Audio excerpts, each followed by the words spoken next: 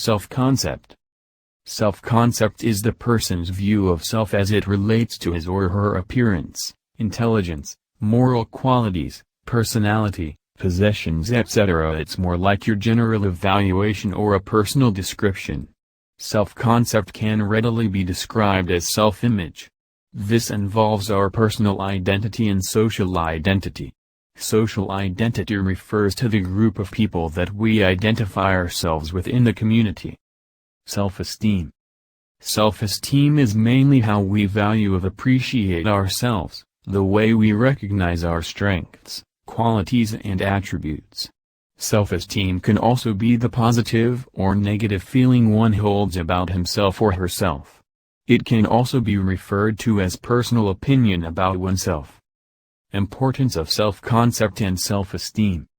Self-concept and self-esteem is important in the following ways. It promotes positive attitude about oneself. It helps learners to make good opinions or decisions in life. It promotes self-confidence in an individual. It helps learners to be brave and not frightened.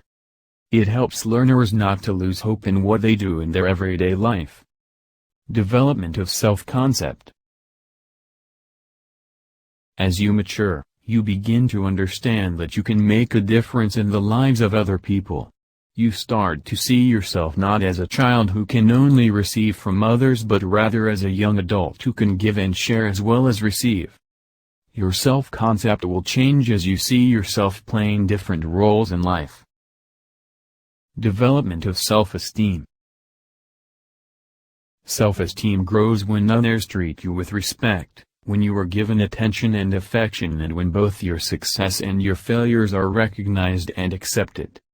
When this is part of your upbringing, you become more confident about who you are and what your values are. As a result, your relationship with other people should deepen. You should see the value in yourself and develop a positive self-image. Low self-esteem can leave you feeling inadequate and unhappy. Your relationship with God will help you to discover who you are and how you can feel good about yourself. At school, you can build on your interests and strengths by joining a club, for example debate, drama or chess. Every time you learn new skills, you develop a little more. Each development helps you in your interactions with others, and in this way you develop a positive self-concept and high self-esteem. Particular ways to develop self-esteem include: 1.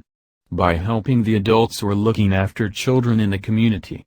For example, as you mature and display a sense of responsibility, you might even be paid for the help that you offer to others.